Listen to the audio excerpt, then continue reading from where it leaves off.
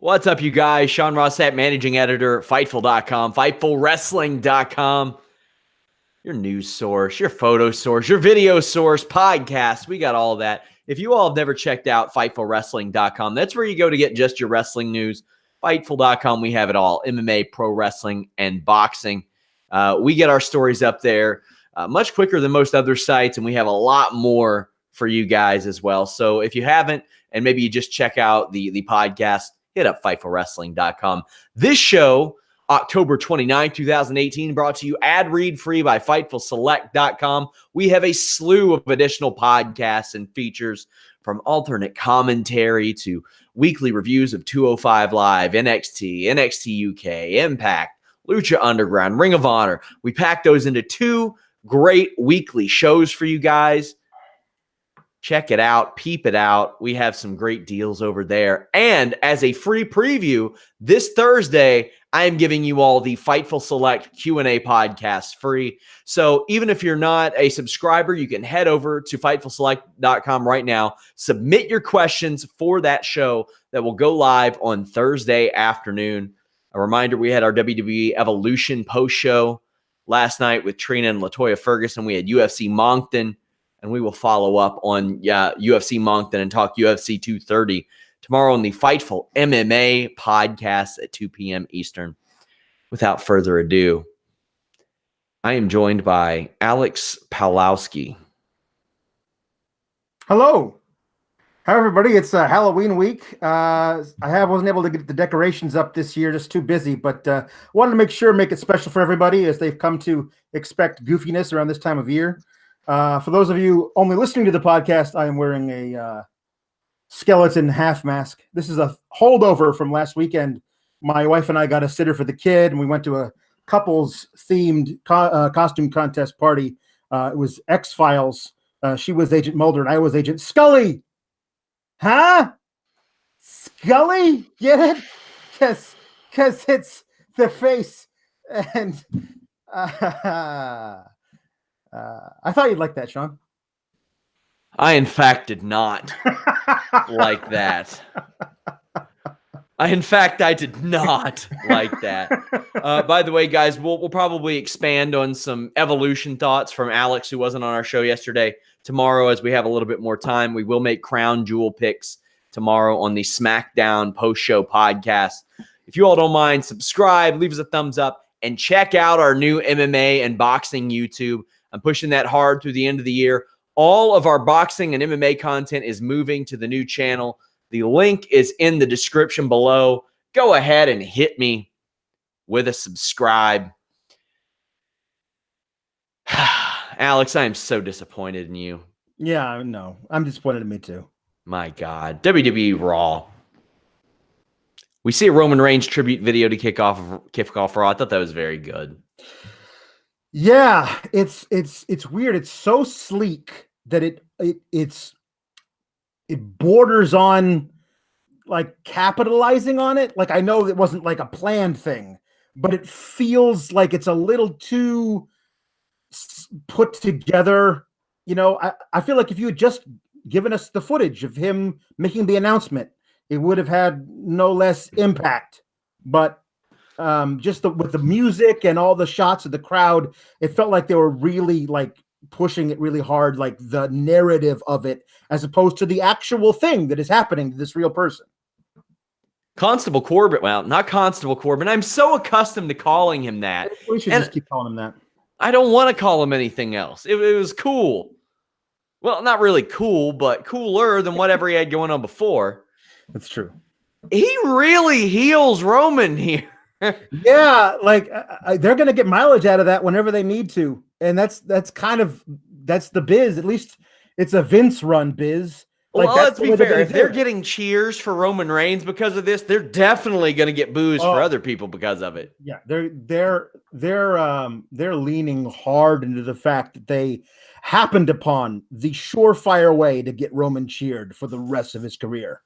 Yeah, and this isn't just us saying that. I don't think there's anything controversial with us saying that.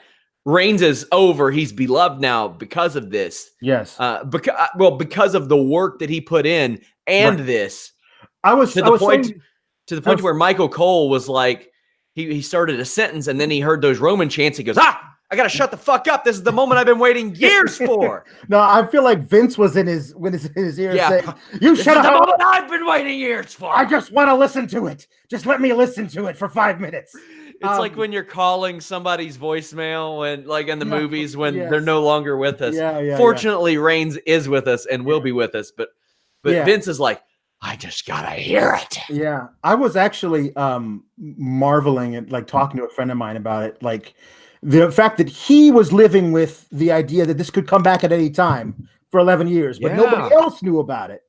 But he knew about it. So, like, you think about the Royal Rumble where he wins and Daniel Bryan loses and his cousin comes out to raise his hand and all of Philadelphia wants to burn the place to the ground.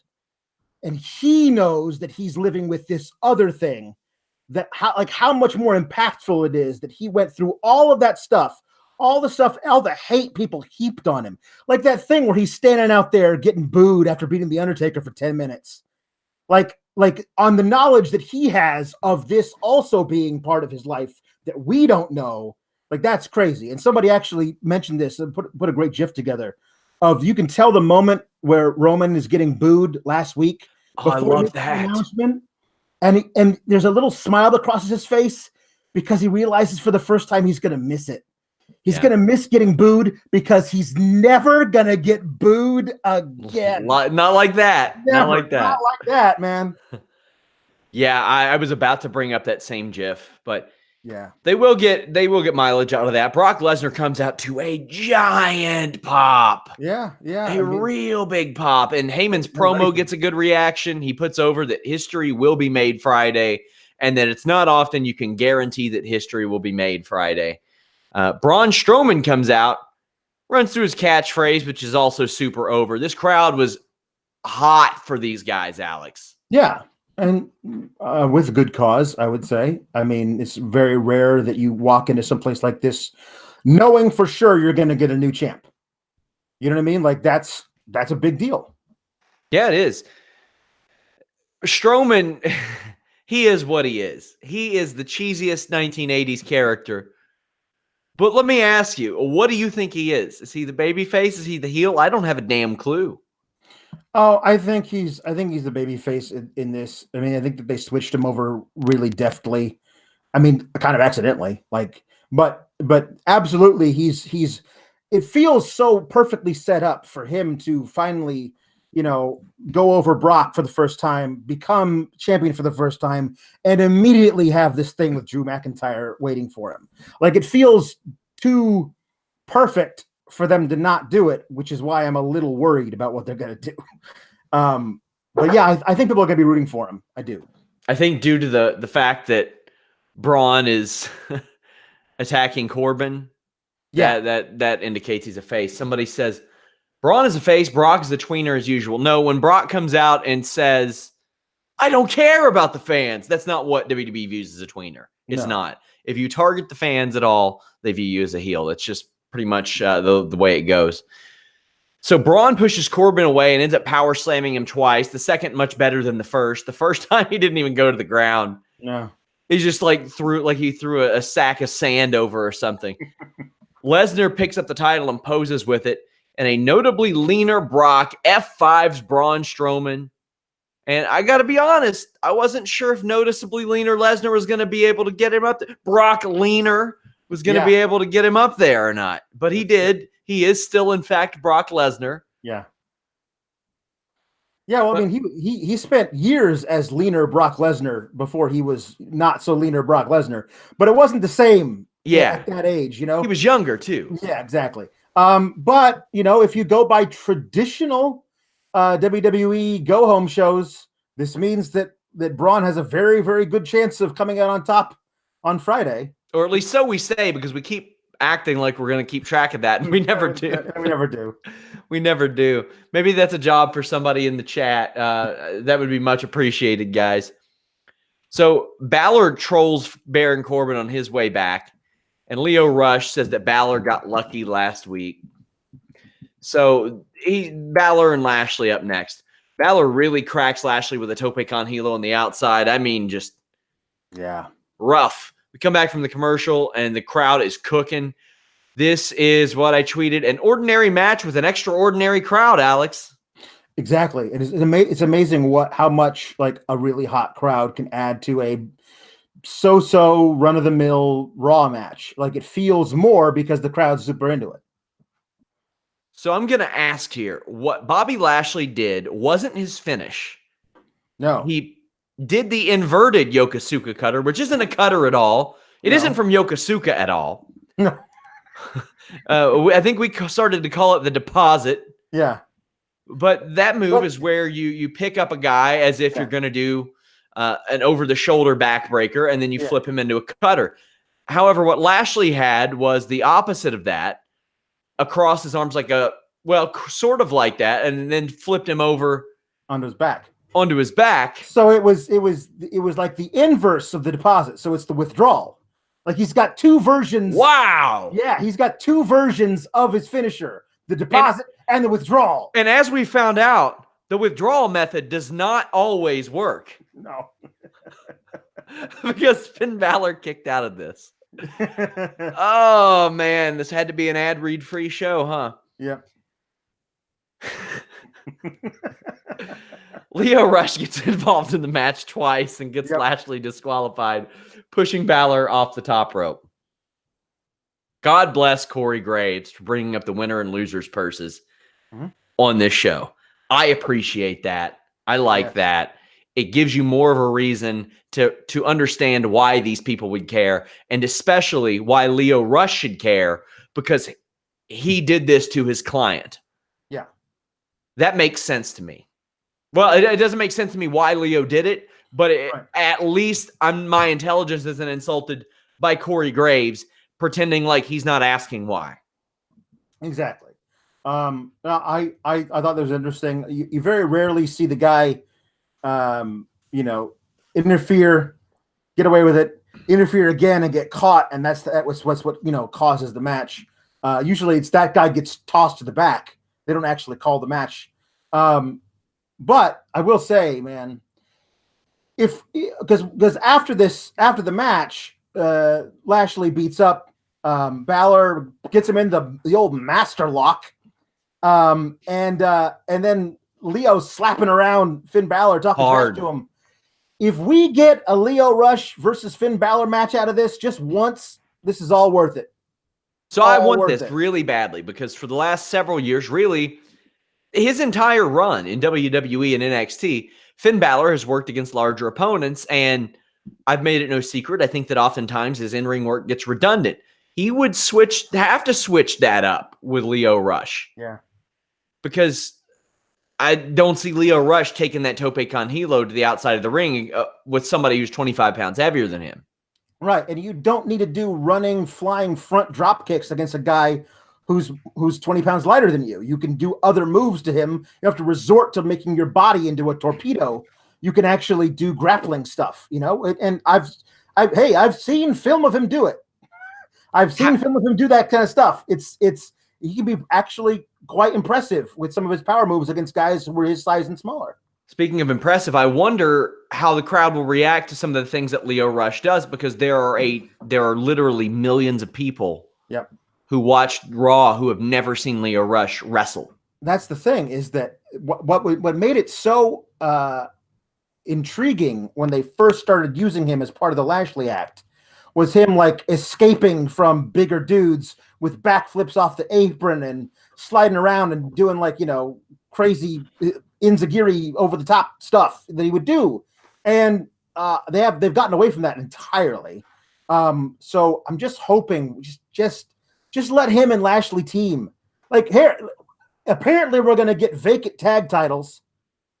There's no reason we don't know yet. They haven't addressed that. Right. I don't want to speculate.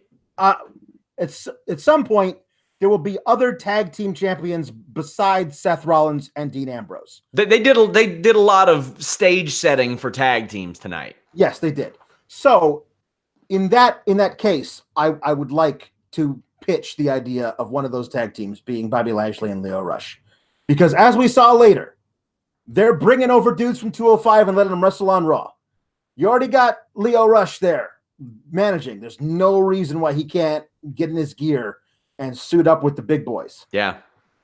So backstage, Lashley is told by Lio Rush that Corbin wants to see him. So here's what I like.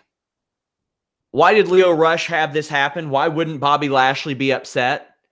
Well, because Lio Rush doing this helped lead to Bobby Lashley getting put in the World Cup. They made sense of a situation that didn't make a lot of sense. Yes. Corbin says that he was happy that Lashley beat the brakes off of Finn Balor, and he did. Threw him from the apron to the barricade, back and forth. I like that Corbin is petty about this still. Yep. That's how his situation is settled. So Bobby Lashley is replacing John Cena, who didn't qualify, and neither really did Lashley. No. But Corbin's an asshole, so I'm okay with it. However, I do have just an unmeasurable amount of respect for John Cena for standing his ground and not going there. And I had a lot of people say, oh, he didn't have a choice. He had to do that for his career. Well, yeah, he 100% did have a choice because it was a likely 7-figure payday for him. Yeah. And he's getting paid by WWE for the rest of his life if he does nothing. Right. WWE will not, when John Cena is 60, they will not risk Ring of Honor signing him to come out and wave at the crowd. He's getting paid by them for the rest of his life, Alex. Yes, absolutely. The one thing about this, the way this in canon, why he's not going, is it strips him of the agency of being the guy who says I'm not going. It makes Baron Corbin into the bad guy. It makes it seem like John Cena wanted to go, but mean old Baron Corbin wouldn't let him. Like that's the picture they're painting. And it's like, no, John Cena said, no, I'm not going to your Blood Money show. I'm not doing that because, I have a career outside of you guys now. By the way, thanks for helping me get to that point, but I'm not jeopardizing that for this. I had somebody say, oh, yeah, really noble of him, considering the political landscape last time that he's doing it now. He's not doing it just because of current events or anything, being really sarcastic. And I'm like, there is the off chance that WWE can help foster change. They can't foster Jamal Khashoggi's body being put back to fucking together. That's not a thing that can happen. So, yeah. Listen. If everybody in the WWE went over and talked nice about the Crown Prince of Saudi Arabia, and somehow that made Jamal Khashoggi never have been murdered and dismembered and buried buried in the garden behind the Saudi consulate, if that somehow them doing that were to make all that go away, absolutely do that, but it's not gonna. So now it just looks like you can't get enough of that money. Why does Bobby Lashley smell like money is what I want to know. Well, here's the other thing. Like, I understand that kind of sounds weird, but it's no less absurd when you think about it than he looks like money.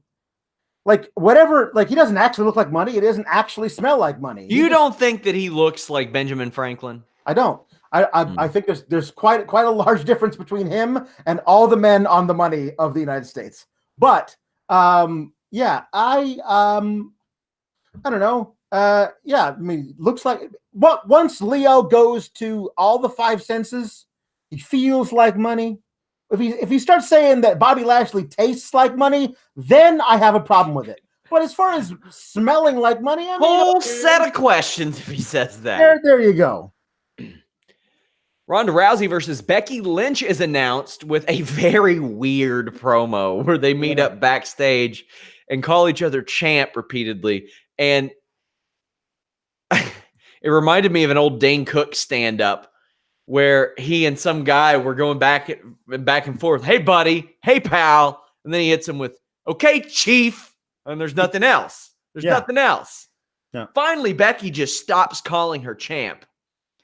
Now, I don't doubt that Becky Lynch is going to lose this match. I don't doubt that they're going to try to get Ronda Rousey cheered and Becky Lynch booed. Mm-hmm. Those are all hypotheticals right now, but it is a match that Becky Lynch deserves. Yes. And there's a little more to it, and this is all speculation, but we've heard speculation of horsewomen versus horsewomen forever. And it wasn't until last night that the horsewomen, 2 remaining ones, were introduced as on-screen characters. They are now. Also, WWE, curiously, of all the photos they showed from Evolution last night, showed one of the horsewomen with Ric Flair throwing up the four fingers. Mm-hmm.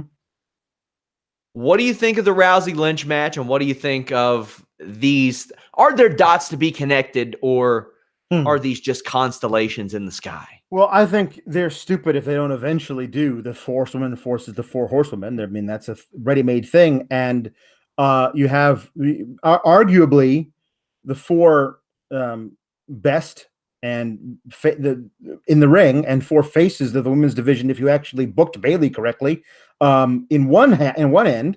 And then you have on the other end Ronda Rousey, who's basically this phenom. Like, she's picked up so much so quickly. And Shayna Baszler, who, for my money, is like my favorite women's wrestler on the planet right now. Like, I love her attitude in the ring, and especially her attitude out of the ring. Like, the swagger she carries herself with in all the promos. I love it. And you introduce these two wild cards we don't know anything about, but apparently they're picking up stuff real fast at the Performance Center too. So I love the idea of eventually getting to this four horsewomen versus four horsemen thing. As far as the Becky Lynch versus Ronda Rousey thing, I can't believe it didn't hit me until last night when I saw Becky Lynch's tweet of, the baddest champ on the planet is Ronda Rousey. And she's like, nope. But Working. It's Survivor Series month, man. And as we all know, there's only one night a year when the superstars of Raw, superstars of SmackDown go head to head in ring competition. And that's Survivor Series. So and Crown Jewel on Friday. Right. But we don't talk about that because apparently that we don't even know where that's happening. They won't tell us where that's happening. We know it's somewhere in a different time zone because it's starting at 9 a.m. Pacific. That's crazy. Wonder where that's going on. Anyway, apparently this is what they're going to do every Survivor Series is have the champions from Raw versus the champions from SmackDown. And I'm into it. That's cool. I just can't wait to see like Shane O'Mac show up and be like, hey, everybody, remember all those guys you were friends with 2 months ago? We're all going to go beat them up on Raw inexplicably. And then in December, you'll be friends with them again. I can't wait for those episodes of Raw and SmackDown the next 2 weeks. Kurt Angle cuts a selfie promo that was way better than his teleprompter promo last week. Yeah. Says that people think he's crazy for coming back at his age, but points to other crazy things he's done. And promotes his first round match with Dolph Ziggler. This is fine. Yeah. This was also apparently taped in between the moment where Bobby Lashley was announced as the replacement for John Cena and that moment right then. So, like, he was working out in his private gym and they were like, hey, quickly, Kurt Angle, can you cut us a selfie promo and email it to us? Because that was like 10 minutes prior. So he was right in the middle of cardio because he was sweating up a storm. And he said, let me go grab my giant phone that I have to hold out here while I give a selfie, because that always looks natural. Do you think WWE gives out like selfie sticks? They need to. They should. Natalya, Lita, Trish Stratus, Bayley, and Sasha Banks defeated Alicia Fox, Mickie James, and the Riot Squad. This was a way to get all these people in a match with Lita and Trish, and I'm okay with that. Sure. Because Trish and Lita looked really good last night and looked good tonight too, except for Lita's poetry in motion. She should stop doing that. That is barely in motion. It's poetry at rest. That's what that is. You know how Buzz Lightyear fell with style? This is falling without style. Without style. No. Essentially. Michael Cole also completely misrepresented that Sasha Banks quote from this weekend, where Sasha Banks 100% said she was the best wrestler in WWE. Yes. And Michael Cole says, no, Corey, that's not what she said. She said that she is incredibly humble. And I was like, what? No, that's not who that is. Stop that. That's not a boss. That is an entry-level position. Yes. Not the same. Sasha and Bayley hit a couple body presses off the apron. When I see this, I'm like, man, I'd really like a women's title contender tournament to make some use of this and add some stakes, but it's not going to happen anytime soon with Nia and the match we have planned. Back in the ring, Ruby Riott is a great obnoxious heel. She mocked Trish and Sasha Banks before hitting her own teammates. And an underrated thing I liked about this, When Ruby hit her own teammates, Alex, she immediately tagged out and hopped down and checked on them. Yep. She made sense of the situation again. Yes. No, that's always good. I mean, listen, we want logic and good character choices and continuity. We want all those things. And when we get them shown to us in something as simple as that, which is something that should be done all the time, it goes like, oh, hey, that's new and different.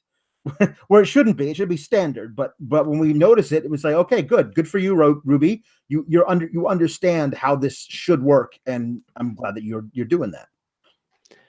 So Sasha Banks the last couple nights has done Thesz presses, seated sentons, everything but the Meteora. Yeah, she's done. But they land. Yes, well, I mean, they land like, crotch to chin. It's a very interesting version of the Meteora. But it certainly it puts them on their back. I'll say that. Yeah, double twist of fate from Bayley and Lita, then a flying elbow from Bayley, moonsault from Lita, a heart attack from Lita and Natalya. Eventually, a Natalya sharpshooter gets the win. This was harmless.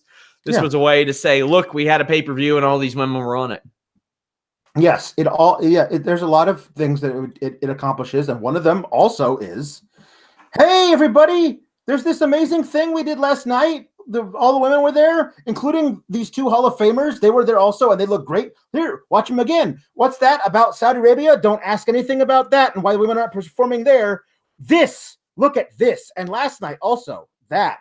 I mean, that's part of it, but it also is, as well, this amazing thing that all these girls grew up idolizing Trish and Lita and actually get to work with them in the ring. And you cannot discount how important that is. Up next, we had Elias to a great reaction say that he's hanging out with Ric Flair of late. This is in Charlotte, so of course that gets a great reaction.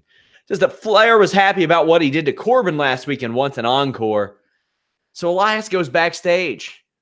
Dana Brooke approaches him, Alex, and says, will you play me a song? And he goes, for you? Absolutely not. Yeah. There's a lot of arrogant babyface The Rock in this new version of Elias, and I'm loving every minute of it. Yes, this was really good. Elias sings to Corbin through his locker room door and calls him Stephanie McMahon's little bitch, Alex. Well, to be honest, he just rhymed something with witch or something, but it started with a B, but I'm not really sure. Could have been Britch. I'm not sure. Yeah, that's true. But they cut him off before he could say it. Jinder Mahal attacks Corbin. Or not Corbin, rather. He attacked Elias, and Corbin announces that they're going to have a match up next. Graves compares the Sings to Guns N' Roses. And mentioned that Jinder was also in a band before. Yes. Corey Graves was on tonight. Yes. Corey Graves was awesome. Michael Cole also, in kayfabe, in WWE canon, connected Ranjin Singh to the Singh brothers as their grandfather. Sure. Which is a nice rib on Dave Kapoor, who is still writing for WWE and is nowhere near old enough to be their grandfather. But now that officially connects all of them, because Jinder Mahal had married into Kali's family, correct? Right, exactly. So now you got the whole family. They're coming for the Samoans. They're coming. If we get a connection to this absolute dog shit Desi hit squad that I got to cover every week on Impact, then, man, you want to talk about the most mediocre family. Like WWE has that DVD, the most powerful wrestling families in history. The most mediocre wrestling families in history are going to be like the Bells and the Singh brothers. Yeah. Oh, man. Thank God Carmella won a SmackDown Women's Championship. You might be talking about the Von Dales. Oh, yeah, it's true. The only thing to really say about this match, Jinder hits a nice belly-to-back suplex that he leaps with that I liked, and then Elias won with drift away. Okay, that was it. Elias beat a former WWE champion in his first match as a babyface. So yeah, that in hindsight maybe wasn't the best choice to make him the WWE champion for 6 months. Man, I had to cover it. You piss off. You Bill, hadn't no. even started yet. I wanted to cry over this. Oh man, and it's the idea of if you the way I said it was like when in my head I wasn't Yeah. obviously covering SmackDown, but I'm watching it going, well, you can't go back on this now. Like once you've made him a 6-month WWE champion, you can't make him go back and put him in lower mid card anymore. You can't do that. You've committed to making him at least an upper mid card guy for the rest of his career. And they said, nah, sorry, we can't. We just can't. Sorry. You're busting you back down to patrols.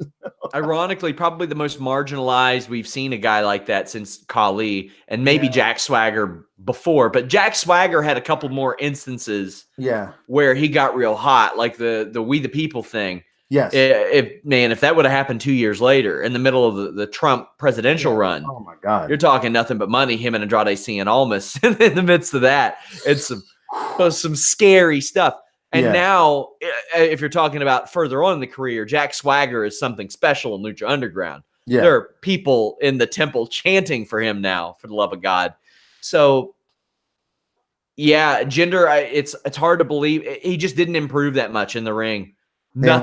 Nothing got better for him. The in-ring didn't get better. The promos didn't get better. He forgot how to do his finish at one point. Yeah. I'm like, man, I know people who don't pro wrestle at all that know how to do a Cobra Clutch in their sleep, much less a guy who uses it as a finish. Right. There you go. There you go. Bobby Roode and Chad Gable defeated the Ascension and AOP. Now, when I first saw Chad Gable and Roode out with the Ascension, I was like, man, again. And then I saw this. I thought, okay. And then Jimmy Van tweeted, how do you stop AOP? Put them in a triple threat match. That's how. Yep. So here's the match, the whole match. Both teams go after AOP. We get a commercial. A Connor spinebuster. Occam pushes him off. And then a Chaos Theory neck breaker on Victor gets the win for Gable and Roode. That's the match. That's it. 80% of it, Alex, was during a commercial. Yes. Yes. Because this is what your tag division is. If Dean and Seth surrender the belts or whatever, and if Drew and Dolph don't immediately reclaim them, this is what you've built for your Raw tag team titles. Which is the thing was, I was watching this going, why are we having a triple threat match? Why isn't the Revival in the other corner to make it a 4 corners match? Later on in the night, I found out why. But like you have legitimately really good tag teams. You put them together and you could do some stuff. But instead, we're putting the Ascension on the same level as Authors of Pain. And I'm sorry, you just can't do that anymore. You did that to Ascension, WWE. You made them that at that point where you can't be taken seriously anymore. But they can't, and it's just weird to like look at these two behemoths. Like, how was Connor a behemoth when he was losing on main event? Because they gave him a couple wins on Raw a month ago. They rendered these guys, for one, they had them come up and be knockoff Road Warriors. Yeah. They had them down there being knockoff Road Warriors. And you know what? It wasn't a thing that anybody was clamoring for then, even though they had a long title reign. Yeah, I can't remember one great Ascension match down there. That's the thing about the Ascension's reign in NXT is all those great tag teams that we know from NXT weren't there yet. Yeah. Like the Ascension really was it. They were like at one point during one of their takeovers, they brought back Too Cool to give Too Cool a shot at the NXT Tag Team Championships because there was no competition for Ascension. And they essentially had these guys buried. Yeah. They just gave JBL a mic and said, bury these guys. And you damn well better believe he did it. And here they are 4 years later. And no disrespect to the guys, but I'm like, man, it's been 12 years for Connor. Yeah. 12 years for Connor since he signed. This ain't working. And I know you got to have some undercard teams around. But when you have AOP, you have a Gable and a Roode, you have the Revival, and now you have a Lucha House Party doing nothing right now. Yeah. Whoa. Not good. AOP attack both teams. Powerbomb neckbreaker on Victor. Connor gets posted. Rude and Gable eat a super collider. Sure. Seth Rollins comes out with the Intercontinental title without the tag team title, Alex. Yeah. Yes. As did Ambrose after this. He says that the reception for Reigns warms his heart, and what Ambrose did disgusts him. There were a lot of WWE fed lines about the most emotional night in Shield history. And I'm like, why did you make him say that? Because, as I said, they're going to capitalize this and package it as something that's going to help them, as opposed to just tell the truth about what happened. Listen, the truth, as far as I read it this week, is that Seth and Dean learned like at the moment that Roman had this thing. Like Vince found out like a week before, 3 days before. I'm 3 days before, the Thursday before. Okay, so like Michael Cole was like told, hey, Roman's coming out to relinquish the title, but it wasn't being told why. Like you can lean into that story of Seth going like, Roman walked out there and I had no idea what he was going to say. And I was sitting backstage with Dean and we looked at each other like, oh my God. And that night you do this, as opposed to, it was the most emotional night in the history of the longest running show on cable television. It's like, getting exploitive in a disgusting manner, like over and over and over again. I'm like, okay, here's the thing. Everybody knows. Everybody knows. And like, what else are you going to accomplish here with that? We all know. Let people infer things. Let people understand things. So Rollins, I thought, did a good job making sense of why he didn't address this all week.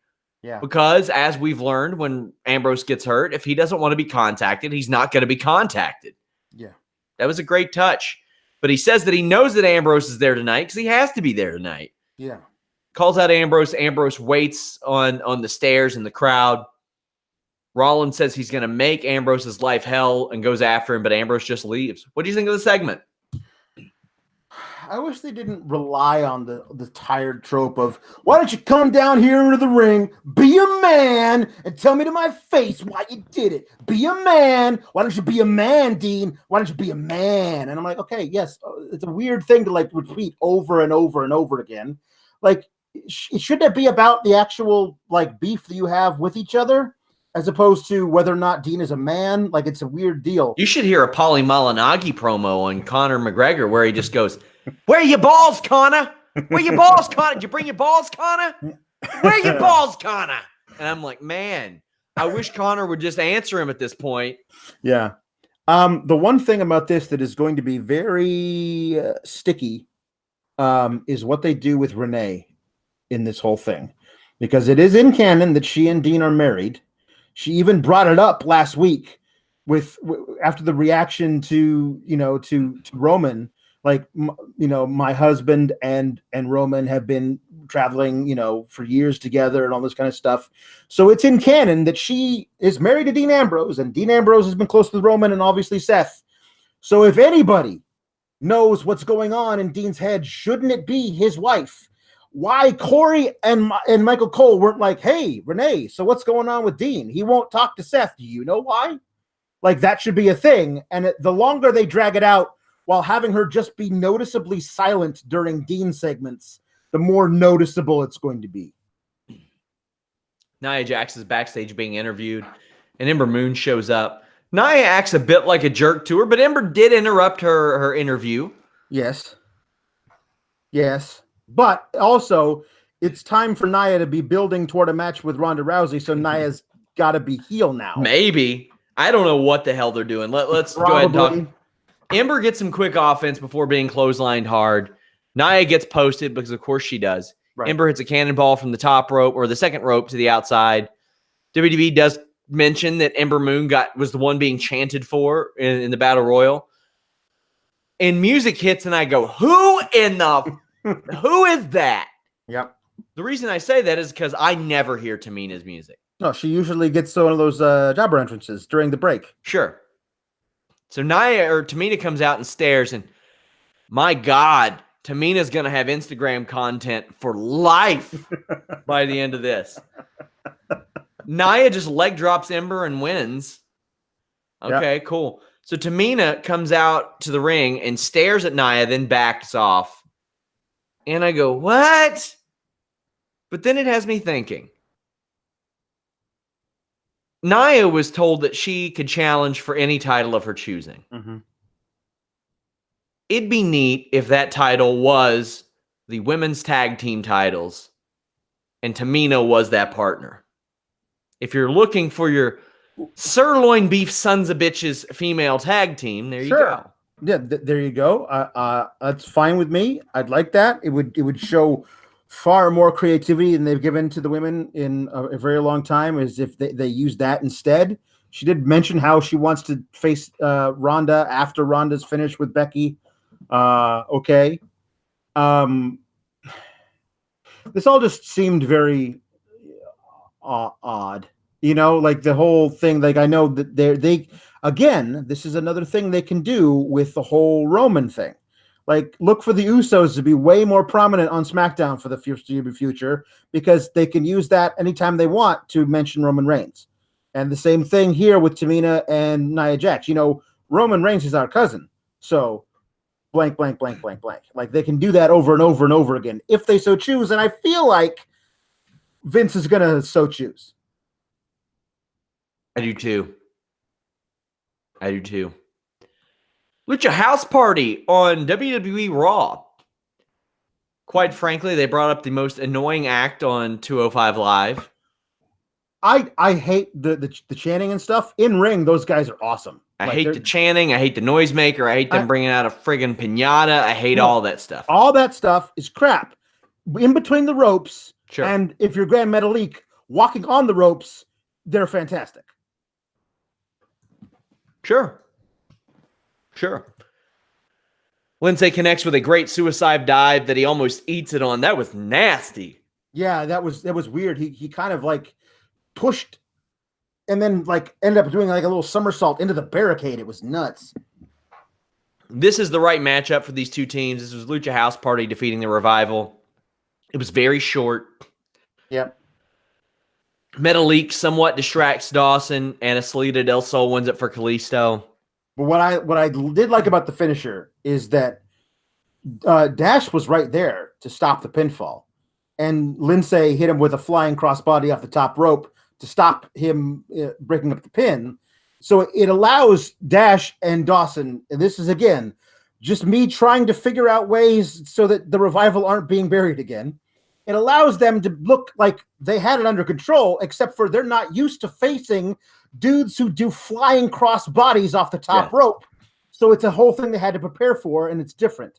Now, if you're the top of your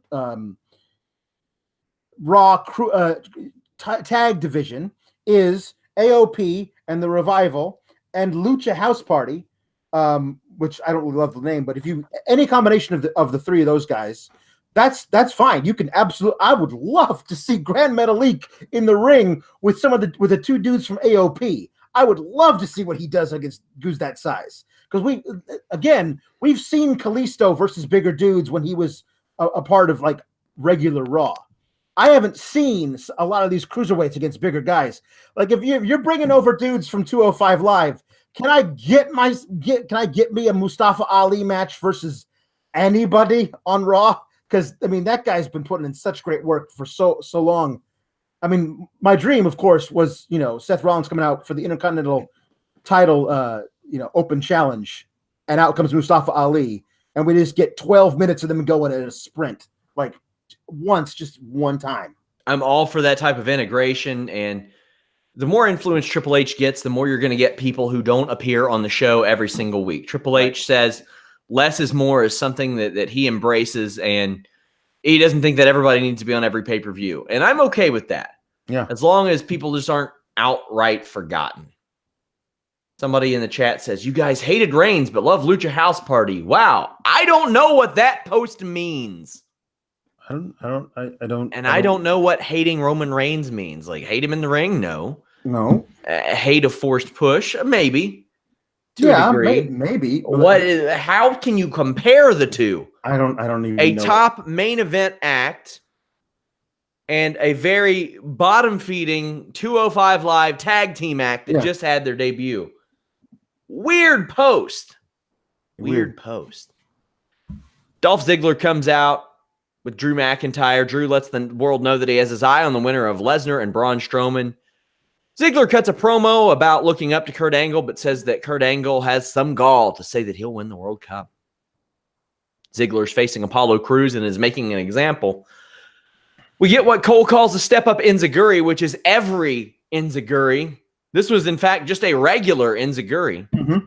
Dolph Ziggler does the do something deal again. I don't know if he thinks that we didn't hear him every other time.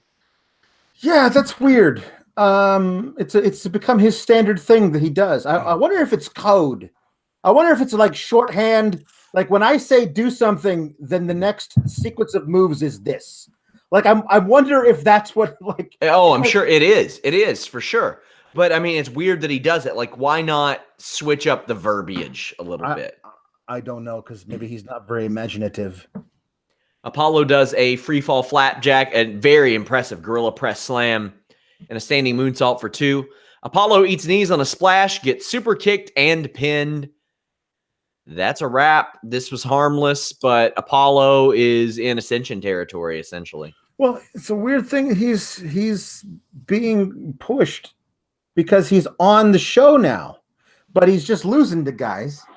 And I mean, at least he's getting TV time. Like a lot of people will tell you that's important that he's on the show when he didn't used to be on the show. And they're talking about how impressive he looks, which is true. But if he looks that impressive in defeat, it'd be nice. This is one of those guys that the Triple H has said that he envisions a future where guys move up and move down from NXT to the main roster, and where he doesn't even look at it as up and down, but side to side. And if that's the case, and Apollo Crews is still around, boy, would that guy benefit from time on NXT for a while, where the Full Sail crowd gets super into him and just allow him to build his confidence back up. But I'm looking forward to that time where people can go side to side from NXT to the main roster, because I think that would do worlds of good for a lot of people. Yeah. And here we go. Main event segment. Undertaker and Kane come out. Taker gets a big reaction from the crowd. They cut some very Bray Wyatt-ish promos. Yeah. And for Kane, that's uncharacteristic. Kane doesn't do the whole, even though he is the fire guy, right? Through fire and fury. No, he talks about hard fart victories, Alex. And that's what matters. That was corporate Kane. This is the Demon Kane. This is the guy who wears a mask with hair attached to it for some reason. I do. It's a damn good mask it's a good wig. It looks very real, but then you have to like pull yourself. I pull myself out of it when I go, that hair isn't real. It's attached to the mask. Why isn't he just wearing the mask? Like, why is the hair there? That would be a cool alteration to make to Kane these days. Yeah, exactly. Like, it'd be kind of cool if the mask was like a little bit more like Bane from Dark Knight Rises, where it's just got the straps in the back on his bald head and like it's just very fitted to his face. Do that. Why is there hair? I'll be honest, man. I forget every single time that's not his hair. That's how good the hair is. No, it looks great, especially when it's all wet like that. It's good. It looks really good. Triple H arrives to a big pop and DX music. Kane follows Triple H up the ramp, but Shawn Michaels pops up in the ring and hits a super kick on Taker, and it was a good one. It was. It was a nice one. Undertaker sits up when we go off the air. I don't care about seeing Taker, Kane, or Triple H, but man, am I excited to see Shawn Michaels wrestle. And a lot of that is lost on a lot of what's going on, is that Shawn Michaels is going to wrestle on Friday. It's so weird. Like, here's the deal. At this thing that's happening on Friday, you get what may be Braun Strowman becoming WWE, Universal Champion for the first time, let's say, of many. Like, this is a guy who, if they actually do something right with him and he stays around for long enough, is a possible future Hall of Famer, and he might pick up the title for the first time ever on Friday. There's that. Beating Brock Lesnar, of all people, for it. And being the guy who takes up the title after Roman Reigns had to abdicate it That's a major historical thing. You have AJ Styles versus Daniel Bryan for the WWE champion, the granddaddy of them all. That's a major, major deal. You have Shawn Michaels making a return to the ring, teaming with Triple H versus Kane and The Undertaker.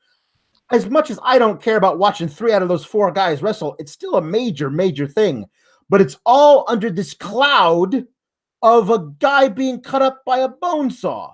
Like, maybe I'm the only one who feels like that cloud is hanging over very low and bloody, but it's there for me. Like, and it's just weird to think that all this stuff is happening on this show that probably shouldn't be taking place, at least not there and not now.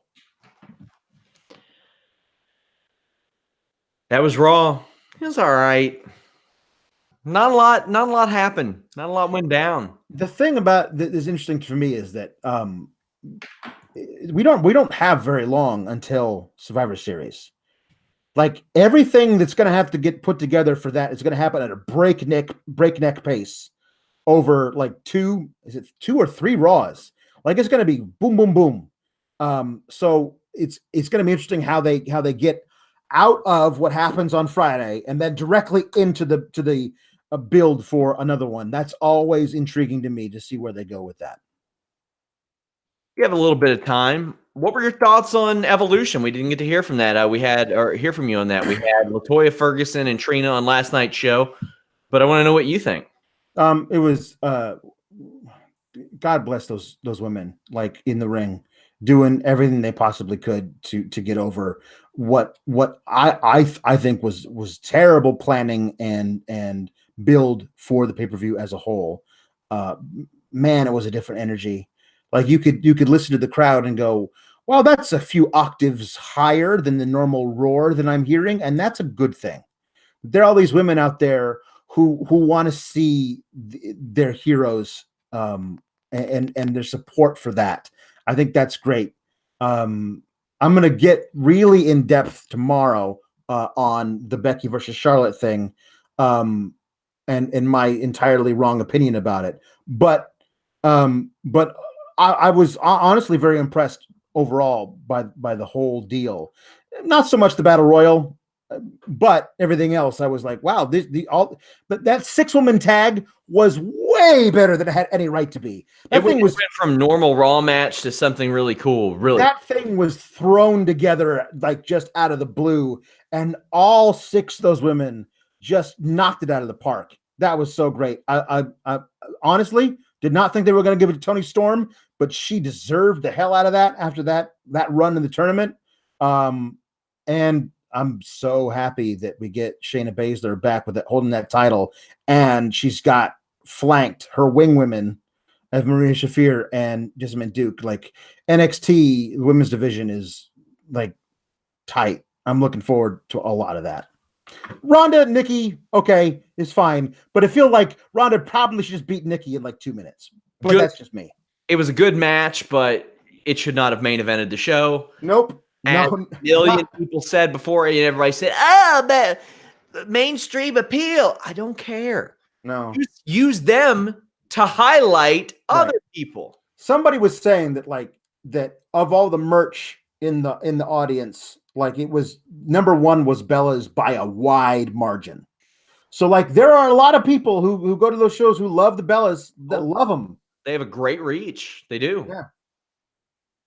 I love the show. I didn't think there was a bad match on the card. Charlotte and Becky was one of my favorite matches, period, ever. I really enjoyed it. Excited to see how they follow up with that on SmackDown. Of course, we have live coverage of SmackDown. We're going to make our crown jewel predictions on the post-SmackDown show. Reminder, subscribe to us. Leave a thumbs up. Check out our MMA and boxing channel. Link is in the description below. Hit us up with a subscribe.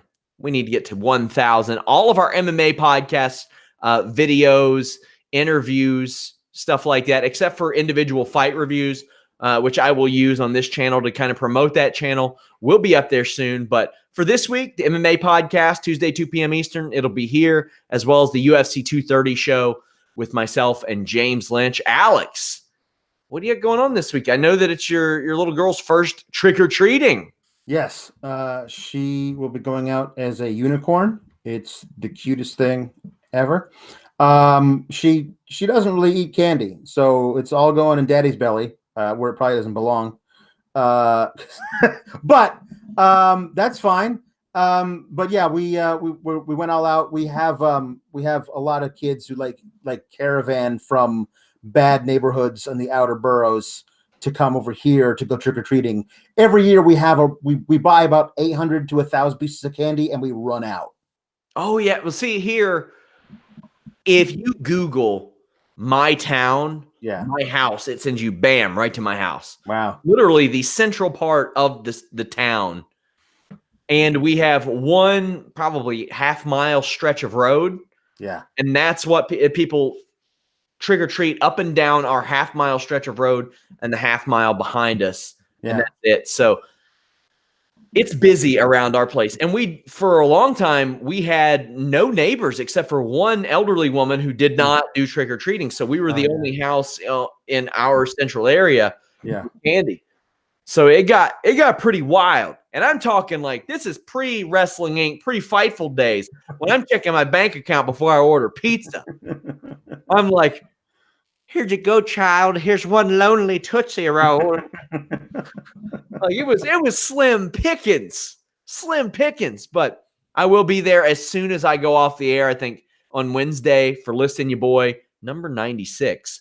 We have Trick or Treat coming up, and very excited for that. My wife and I love handing out candy, and I believe my mother-in-law is going to come out for that as well. But you know whose mother-in-law needs to give him a call, Alex? Who's that? Melissa, because I'm going to kick her ass at Listen. It's happening, Alex. People need to start. Her mom needs to call her. Her mother-in-law needs to call her. I feel bad. Well, she's not married. But if she ever wants to get married, she'll back out of this fight. Myself and my producer, Melissa, fighting at Listen Ya Boy 100. I'm starting to regret making the challenge, Alex. Yeah, no. Listen. I got to do it. I got to be honest. I got to fuck her up. She deserves it. I mean, as far as I could tell. If you guys want to see a Melissa-related early access intro for Listen Ya Boy this week, that is up on FightfulSelect.com. Tier number 2. I may or may not have dressed as Elias for this video. Ooh. Listen Ya Boy 100. Me and Melissa are fighting. And you know what? Jimmy Van, I don't know if you've seen this. I know you've seen it. You were a part of one of the surprises. Yes. That brought me to tears. He takes great pride in surprising me. But the thing is, he does. His surprises are inconsistent, Alex. It's true. Promote big surprises, and my wife will be like, what is it? Because sometimes it'll be like him bringing me to Toronto for work. Right. Or a cardboard cutout. Like, it's very inconsistent. Yeah, yeah. So I'm promising the biggest surprise in the history of Listen Ya Boy live on Listen Ya Boy 100. And here's the thing. Jimmy's had to do some traveling. So that threw us off an episode. But regardless, if you miss an episode, Listen Ya Boy 100 celebration, November 28th, 3 p.m. Eastern. Be there, my friends. I'm promising explosions, moves banned by WWE, the biggest surprise in Fightful history, and either a fantastic guest or a story about why I didn't get that fantastic guest that Alex already knows about. Yes. Did you see the Ultimate Warrior, that insane, crazy asshole, attack Jimmy Van last week? I missed it. Oh, it's on our YouTube right now. Listen Ya Boy, 3 p.m. Eastern Wednesdays. You got to check it out. Follow Alex at Pawlowski the Fourth. Follow me at Sean Ross Sapp. Check out FightfulSelect.com. That's how we were able to bring you this show ad-read free. Remember, I do have a free preview show on Thursday afternoon. Q&A. If you want to submit your question, make a Patreon account and head over to FightfulSelect.com. You don't even have to be a subscriber to submit your question this week. Till next time, we are out.